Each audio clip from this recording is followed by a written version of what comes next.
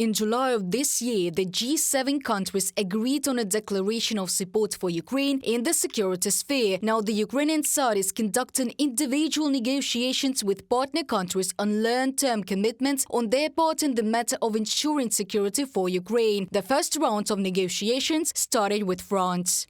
It is difficult to overestimate the importance of bilateral security negotiations with France as a founding member of the European Union and NATO. Assistance in the development of the military-industrial complex and in Ukraine's economic recovery is also an integral part of security guarantees. Powerful sanctions and the inevitability of confiscation of the aggressor country's assets must be also an important element of deterring aggression. Igor Zhovkva, deputy head of the Office of the President of Ukraine, from the message on the website of the Office of the President of Ukraine.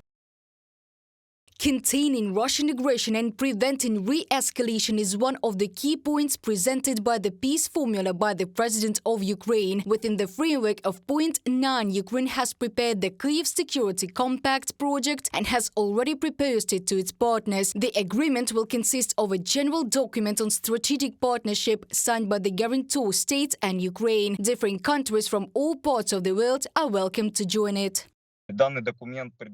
This document provides not only a general declaration document signed between our allies, but also bilateral agreements between Ukraine and each allied state on the assumption of specific obligations to support Ukraine, as well as in the event of aggression. There are guarantees that countries will continue to provide support, security guarantees which provide comprehensive support for our defense, so that the training of our armed forces also continues, both on the territory of Ukraine and on the territory of our partner countries, as well as security guarantees and the actions of our allies in the event of repeated acts of aggression.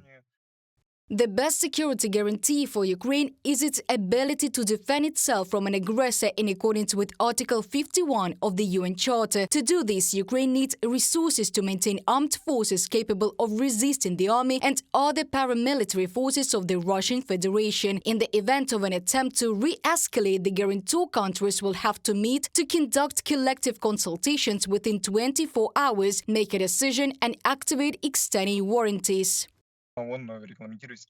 It regulates exclusively issues of diplomatic support and the provision of military support, a set of measures aimed at transferring air defense forces to Ukraine, as well as a set of measures for training Ukrainian military personnel on the territory of our allied countries. This is all described in detail and provided for in this document. That is so that this was at the level of long-term support, and partner countries undertake obligations to provide large-scale support both at the level of diplomacy and at the level of support for our defense forces in the event of aggression.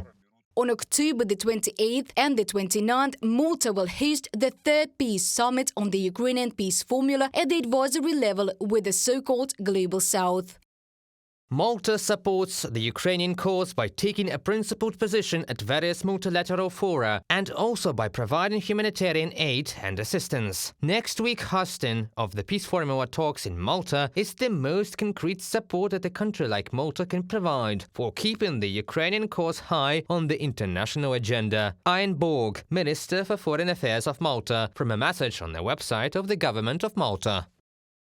About 50 participants are expected, including Turkey and Saudi Arabia. Let's recall that the President of Ukraine had a telephone conversation with President of Turkey, Recep Tayyip Erdogan, during which the leaders discussed the implementation of the Ukrainian peace formula, food security and the situation in the Middle East. Reported by Diana Kolesnik, Yulia Granovska, UATV News.